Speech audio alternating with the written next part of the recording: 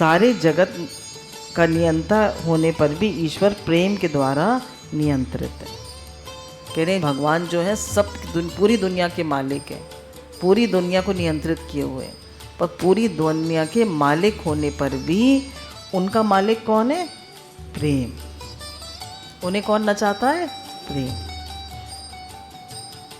भगवान को प्रेम नचाता है, भगवान प्रेम के वश है, भगत के वश में होते आए भगवान, प्रेम के वश है भगवान। सारी दुनिया के मालिक होने पर भी वो प्रेम से हमारे वश में हो जाते हैं। तुम अपने को प्रेम में बना लो, प्रेम में रस ही रस, रस ही रस। जब कोई तुम्हारे अंदर पत्थर डला नहीं रह जाए, प्रेम ही प्रेम हो जाएगा, तब तुम आनंद स्वरूप, प्रेम स्वरूप, रस स्वरूप परमात्मा से एक हो जाओ। यानी जब तुम्हारे अंदर सिर्फ प्रेम ही प्रेम रह जाए, एक भी छोटी कंकड़ी भी नहीं रह जाएगी, ना कोई द्वेष, ना किसी के लिए गलत भावना, ना कोई इच्छा, ना कोई अहंकार, सिर्फ प्रेम ही प्रेम, रस ही रस। जैसे रसगुल्ला डालिए मुंह में तो क्या है? रस ही रस है। गुलाब जामुन डालिए, रस ही रस है। रसमलाई डालिए, रस ही रस है। तो कह रहे इसी प्रकार आपके जीवन में रस ही रस हो जाए, मिठास ही मिठास हो, कोई भी कंकड़ी किसी भी तरह की न रह जाए। तो क्या होगा? जब आपके अंदर इतना प्रेम आ जाएगा तो फिर क्या होगा? इसलिए भक्ति सिद्धांत में पहले पूजा, फिर समर्पण, फिर शरणागति, फिर प्रेम, ये 4 भूमिका बनाई। तो कहते हैं भक्ति सिद्धांत में क्या बताया कि पहले तो भगवान की पूजा करो, फिर क्या करो? समर्पण करो उनके आगे, फिर शरणागति और फिर प्रेम। अब देखिए पहले तो हम पूजा करते हैं भगवान की, सुबह उनको नहलाते हैं, धुलाते हैं, ठीक है ना, लड्डू गोपाल जी को रोज़, फिर वो घंटी बजा के उनका भोग लगाते हैं, सब पूजा के अंतर्गत आ जाता है। हम भगवान की सेवा पूजा करें, उन्हें भोग लगाते हैं, माखन मिश्री का जो खाना खाते हैं उसका भोग लगाते हैं। फिर समर्पण आता है।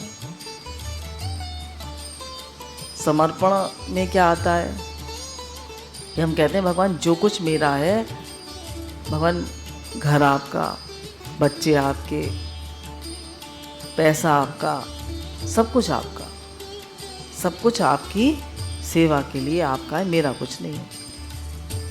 इदम नमोमा, मतलब मेरा कुछ नहीं है,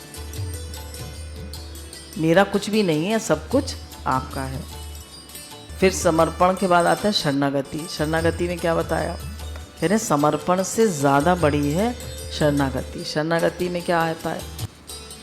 अगर हम ईश्वर की शरण हो गए, जैसे जब युद्ध हुआ कौरव पांडवों का, तो अर्जुन तो बैठे उनके पैरों के पास, और वो कहाँ बैठे? सिराने जाके बैठे दुर्योधन। तो जब भगवान उठे तो उन्होंने पहले अर्जुन को देखा, पूछा क्या चाहिए तुम्हें बताओ। तो उसने कहा भगवान मुझे तो केवल आप चाहिए। तो दुर्योधन खुश हो गया। भगवान बोले मैं निहत्ता रहूँगा, मैं अस्त्र शस्त्र नहीं लूँगा, अकेला रहूँगा।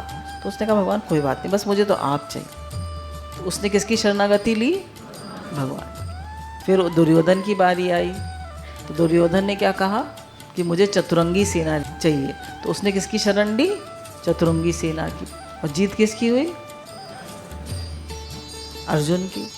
तो हम दुनिया में सब कुछ ले लें, पैसा, रुपया, नाम, शोहरत, सब कुछ ले लें, और एक अकेले भगवान को से प्रेम कर लें। एक नंद नंदन, नंद किशोरी हमारे हैं और कुछ भी हमारा नहीं है। तो विजय किसकी होगी? जिसने भगवान को अपना माना और एक दुनिया में लगा पड़ा है, ये भी करना है, वो भी करना है, ये भी करना है, वो भी करना है, उसे कुछ नहीं मिलेगा। अंतों का गत्वा खा लिया। तो ये हो गई शरणागति। एक दृष्टांत और आता है कि एक बार भगवान जो हैं वो यशोदा मैया के साथ गए स्नान के लिए। तो यशोदा मैया ने देखा बहुत से लोग दीप से रहा रहे हैं, तो वो भी दीप से रहाया उन्होंने भी। पर कन्हैया जो था, जो दीप उसके पास आ रहे थे, उनको ऐसे ऐसे सिराता जा रहा था। तो मैया ने कहा कि तुम इतनी देर हो गई बेटा, चल अब देर हो रही है, कितनी देर तक दीपकों को आगे करेगा। उसने कहा मैया सब दीपकों को आगे करने की रिस्पॉन्सिबिलिटी मेरी नहीं है, पर जो मेरे पास आ रहे हैं, है ना, जो मेरे पास आ रहे हैं दीपक, उनको आगे बढ़ाने की रिस्पॉन्सिबिलिटी मेरी। तो जो भगवान की शरण में आ गया, भगवान क्या है? शरणागत वात्सल्य। भगवान की जो शरण में आ जाता है, तो समर्पण मतलब सब कुछ मेरा आपका है। अब हम किसके शरण में है? कोई पैसे की शरण में है, कोई पत्नी की शरण में है, कोई नाम शोहरत की शरण में है, और कोई सिर्फ भगवान की शरण में। जैसे मीराबाई, उन्होंने कहा मेरे तो गिरधर गोपाल दूसरों ना कोई। प्रहलाद जी किसकी शरण में थे? भगवान की। तो भगवान शरणागत वत्सल है, वो शरणागत भक्त की रक्षा करते हैं।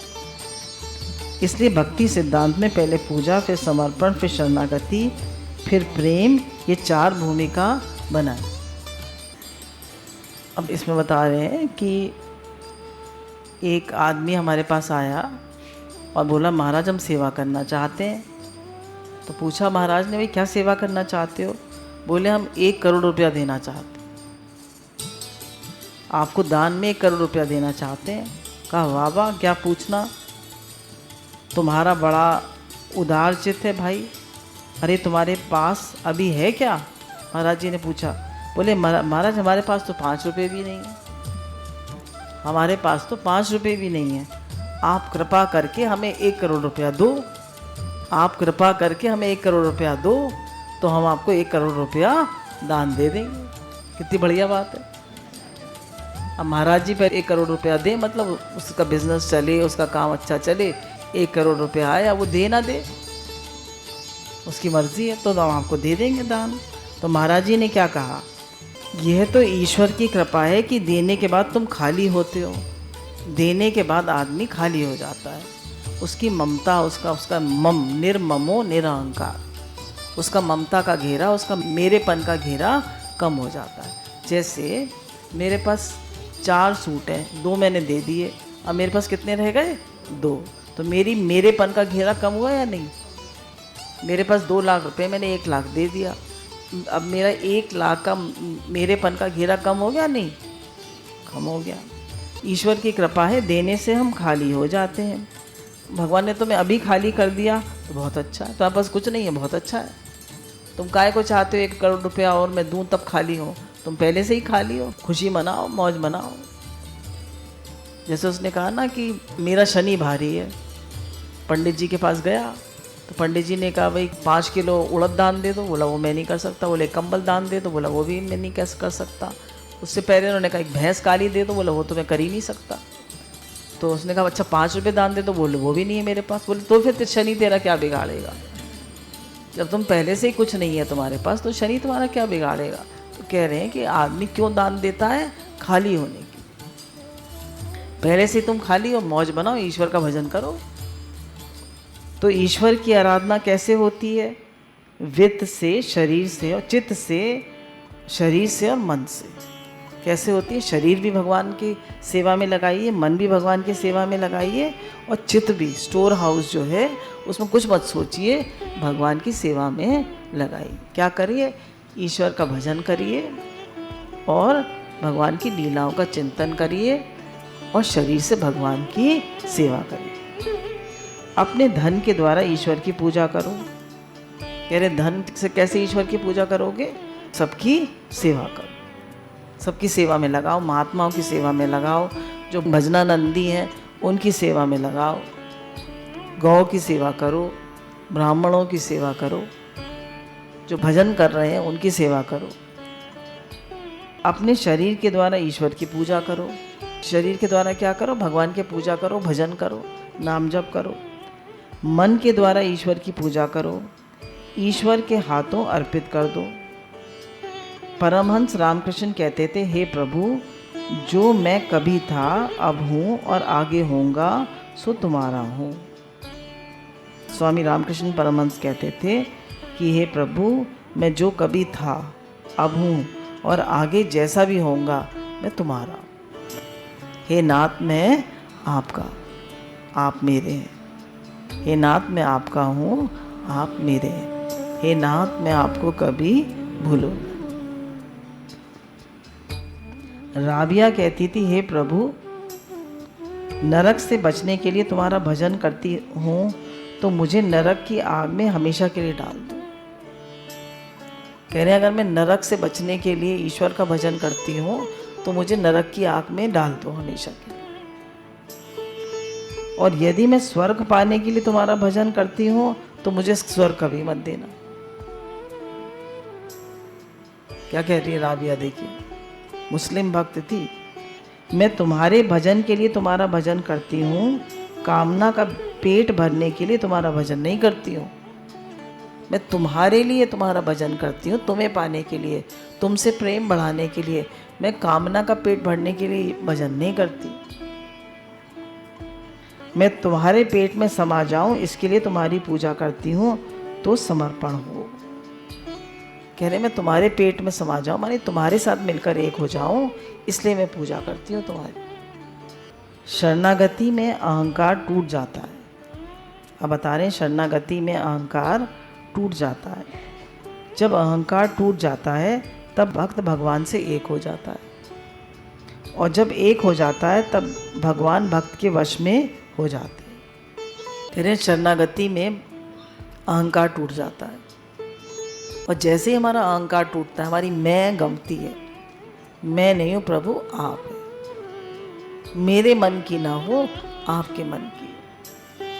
हम गुरु जी के पास रहते हैं तो मेरे मन की ना हो, गुरु जी के मन की है। तब भगवान भक्त के वश में हो जाते हैं। जब भगवान से एक हो जाता है भक्त, जब उसका अहंकार टूट जाता है, तब भगवान भक्त के वश में हो जाते हैं। अब इसमें एग्जाम्पल दे रहे हैं। गरीब लड़की थी महाराज, धनी से उसका ब्याह हो गया, पैसे वाले आदमी से उसकी शादी हो गई। जिस समय फेरे पड़ गए उस समय गरीब की लड़की थी, परंतु फेरे पड़ते ही करोड़पति हो गई ना। क्यों हो गई? कहा उसका गोत्र छूट गया, उसके माँ बाप छूट गए, उसका वंश छूट गया, उसका नाम छूट गया। वह तो मिल गई पति भगवान से, है ना, उसका सब कुछ छूट गया, अब वो मिल गई भगवान से। तो जहाँ अपना अहंकार ढीला पड़ा वहाँ भगवान से एकता हुई। तो क्या बाधा है हमारे भगवान से मिलने में? हमारा अहंकार। तो हमारा भगवान से ब्याह क्यों नहीं हो रहा? अहंकार बीच में आ रहा, हमारी मैं आ रही। मेरी ना चले, गुरु आपकी चले, भगवान आपकी चले। आपको हम रास पंचाध्यायी में भी यह बात सुनाएंगे, अहंकार का ढीला पड़े बिना रस का अनुभव होता ही नहीं। कह रहे हैं जब तक अहंकार है, जब तक मैं है, जब तक आपको झुकना नहीं आता, जब तक आपको हाँ जी हाँ कहना नहीं आता, तब तक आपके जीवन में रस नहीं आता। हमें शरणागत होना पड़ता है, हाँ जी हाँ कहना सीखना पड़ता है, अपने अहंकार को ढीला करना पड़ता है। क्योंकि दुनिया में जितनी चोटें पड़ती हैं वे सब अहंकार पे पड़ती हैं। कह रहे दुनिया में जितनी चोटें पड़ती हैं वो सब हमारे अहंकार पे पड़ती हैं। हमको लगता है कि बेटे ने बुरी तरह कर दिया, पति ने बुरी तरह कर दिया, घर वालों ने बुरी तरह कर दिया, बड़ा लॉस हो गया। यानी जितनी भी चोटें पड़ती हैं वो सब किस पे पड़ती हैं? अहंकार। तो पहले पूजा, उसके बाद समर्पण। समर्पण में अहम होता है, संपर्क होता है, और शरणागति में स्वीकृति होती है। शरणागति लेने वाले की ओर से होती है और समर्पण देने वाले की ओर से होता है। और पूजा सकाम निष्काम दोनों होती हैं। शरणागति अहंकार बिल्कुल टूट जाने पर होती है। जब अहंकार टूट जाता है तो वहाँ जीव अहंकार काम नहीं करता, वहाँ ईश्वर काम करता है। कह रहे लास्ट में शरणागति होती है, पहले पूजा, फिर अहंकार टूटता है और फिर शरणागति होती है। तभी भगवान ने कहा तू लास्ट में गीता में कि तू मेरी शरण में आ जा, मैं तुझे सब दुखों से, सब पापों से मुक्त कर दूंगा। जहाँ अलग से हवा नहीं होती वहाँ समष्टि वायु भर दी जाती है। श्रुति कहती है परमात्मा सबको वश में रखता है और ईश्वर सबका मालिक है। ठीक है ना? श्रुति क्या कहती है? कि परमात्मा सबको वश में रखता है, भगवान सबका मालिक। पूरी दुनिया का मालिक कौन है? भगवान होगा मालिक, भगवान होगा सबका मालिक। सबका मालिक होने पर भी ईश्वर अपने प्रेमी का सेवक है। सुन रहे हैं? सबका मालिक होने पर भी ईश्वर अपने प्रेमी का सेवक है। भगवान अपने भक्तों के सेवक हैं। वो जैसे चाहें उनके कहे अनुसार चलते हैं। गोपी ने कहा नाचो, बोले लो भाई नाचते हैं। छचियावर छाछ के पीछे गोपियन नाच नचावे। लेकिन गोपी तू हमारे लिए कुछ लाई है? बोली रूप लेकर आई हूँ। हमसे पूछते हो कि कुछ लेकर आई है? अरे जो तुम्हारा न हो सो लेकर आवे। कह रहे वो गोपी कहती है, गोपी से पूछते हैं भगवान कि कुछ लेकर आई है? बोले सब कुछ तो तुम्हारा है, तो जो तुम्हारा ना हो वो हम लेकर आए। बताओ तुम्हारा क्या नहीं है? बोले आखिर गोपी बिना कुछ हुए तो कोई रह ही नहीं सकता। बोली तो तुम मेरे ही तो हो ना। प्रेम में इधर मेरा कुछ नहीं और उधर कहा मेरे तुम। बोला इधर मेरा कुछ नहीं और उधर मेरे तुम। गुरु भगवान को दृष्टांत सुनाते हैं ना बार बार। एक स्त्री जो थी उनके घर एक महात्मा जी आए, तो उन्होंने पूछा कि भाई अपना घर दिखा दीजिए। तो उसने कहा अच्छा। तो स्त्री घर दिखाने लगी तो उन्होंने पूछा ये किसका है? तो बोले ये नीचे वाला फ्लोर जो है ईश्वर का है, भगवान का है, पर रहता बड़ा बेटा है। तो दूसरे उस पर गए, बोले ये किसका है? बोले भगवान का है पर व्यवहार में रहता छोटा बेटा है। फिर ऊपर गए तो फिर बोले ये किसका है? बोले ये भी भगवान का है पर रहता इसमें ये शरीर है। फिर और ऊपर गए, एक मंदिर था। बोले ये किसका है? बोले ये भगवान का है और भगवान मेरे हैं। सबसे अच्छी बात क्या है? भगवान मेरे। तो सब कुछ भगवान का है और भगवान मेरे हैं। इसमें यही कह रहे हैं कि सब कुछ भगवान का है और भगवान मेरे। हमें यही पक्का करना है कि हमारे पास जो भी कुछ है, घर परिवार पैसा, सब भगवान का है और भगवान मेरे हैं। प्रेम राधा और कृष्ण दोनों को अपने वश में रखता है। राधा भी कृष्ण के वश में है और कृष्ण भी प्रेम के वश में है। ये रासलीला बताती है प्रेम के वश में है भगवान। रासलीला क्या बताती है? कि प्रेम के वश में है भगवान। एक दिन एक गोपी जो है वो सूचना देने आई कि आज मेरे घर में कोई नहीं है। तो भगवान ने कहा कि तू सूचना देने क्यों आई है, मेरे घर में कोई नहीं है? तो उसने कहा कि मुझे गोबर की टोकरी चाहिए। तो भगवान ने कहा मैं क्या करूं? बोले तुमसे मदद लेने आई है, मेरे घर चलो, जरा हाथ लगाकर टोकरी उठवा देना। कृष्ण ने कहा जा जा, मैं तेरे बाप का कोई नौकर हूँ, क्यों उठवाऊँ? अरे बाबा मिलेगा कुछ। बोली जितनी टोकरी उठाओगे माखन के उतने लौं दे दूंगी। कहा ये बात हुई ना, अच्छा चलते हैं। लेकिन ग्वालिनी तेरा विश्वास नहीं है मुझे, तो टोकरी तो उठवा लेगी, जितनी टोकरी उठवाएगी उतने माखन के लौने देगी, कैसे पता चले? तो उसने कहा तुम्हारे मुंह पे गोबर की एक बिंदी लगाती जाऊंगी। अब महाराज कृष्ण कन्हैया गोरोचन का तिलक पहले तो उनके माथे पे लगा और फिर उनकी गालों पे, इधर वो एक एक टोकरी उठवाते जाएं और वो गोबर लगाती जाए। पहले साले ललाट पर गोबर की बिंदी लगा दिया, फिर बोली अब कपोल पर। गोबर का बेल बूटा लगा मुंह पर। सैकड़ों टोकरी उठवाई, सैकड़ों टोकरी उठवा ली उसने और भगवान ने उठा दी। किसके वश में? प्रेम के वश में। तो बोले कि माखन का लौंदा लाओ, टोकरी गिनो, गिन कर दो। बोली ना ऐसे नहीं मिलेगा। कहा कैसे मिलेगा?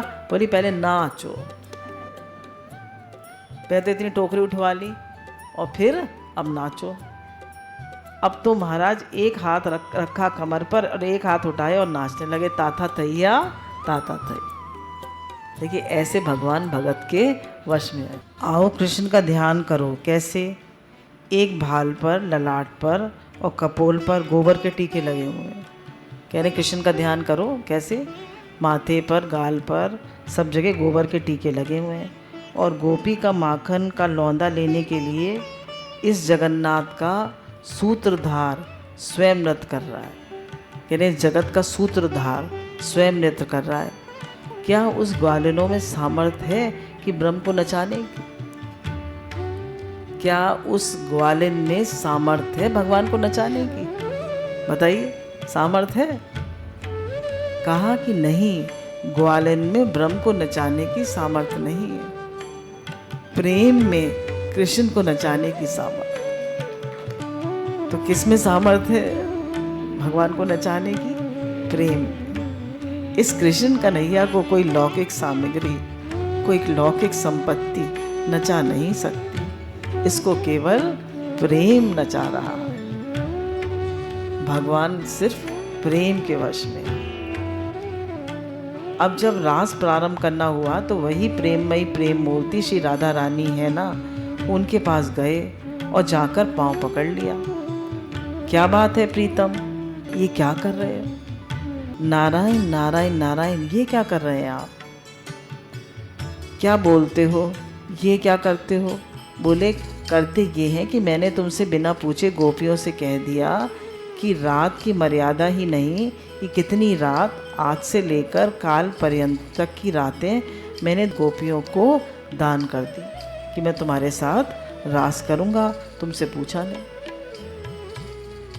पहले तो अपराध की क्षमा करो। पहले तो राधा रानी से अपराध की क्षमा मांग रहे हैं। श्री राधा ने कहा जो तुमने कह दिया प्रीतम, तो मेरा ही कहना हो। अब देखिए राधा रानी का, देखिए, तुमने मुझसे बिना पूछे कह दिया। हम लोग क्या कहते हैं, मुझसे पूछा भी नहीं, मुझे बताया भी नहीं। और राधा रानी क्या कह रही है? प्रीतम, जो तुमने कह दिया वो मेरा कहना। कितना फर्क। बोले लेकिन तुम न चलोगी रास में तो हमारा गोपियों से नाचने के मन कैसे लगेगा? बोले अगर तुम रास में नहीं चलोगी तो हमारा मन नहीं लगेगा गोपियों के साथ। तुम्हारे बिना तो रासलीला होगी नहीं, मैं कैसे मुस्कुराऊंगा? यदि तुम सामने होगी नहीं, हमारे हृदय में प्रेम कैसे आए? हर एक को खुश कर देते हैं भगवान जिसके पास होते हैं। हम अगर मैके जाएंगे तो ससुराल की बात करेंगे, ससुराल जाएंगे तो मैके की बात करेंगे। भगवान क्या कर रहे हैं? गोपियों के पास है तो गोपियों की बात कर रहे हैं। राधा रानी से कह रहे हैं तुम मेरे पास नहीं होगी तो मेरे हृदय में प्रेम कैसे आएगा? हमारे नेत्र ज्योति प्रेम की कैसे वर्षा करेगी? मैं बांसुरी कैसे बजाऊंगा तुम्हारे बिना? मेरे नेत्रों से प्रेम की वर्षा कैसे होगी? प्रेम के अधीन होकर श्री राधा रानी के पास गए और बोले हे देवी, तुम प्रसन्न होकर रासलीला में चलो। तुम्हारे सम्मिलित होने से ही ये रासलीला संपन्न हो सकती है। बिना राधा के, बिना राधिका के, बिना आराधना के ये रासलीला हो नहीं सकती। तो बिना राधा रानी के ये रासलीला नहीं हो सकती। आपने देखा होगा अनेक फोटोओं में कि भगवान राधा रानी के पैर दबा रहे हैं, पैर पकड़े हुए हैं। तो वो क्या है? भगवान रास की आज्ञा लेने आए और कहा है आप रास में चलो। गुरु भगवान के अनंत शुक्राने हैं। सबसे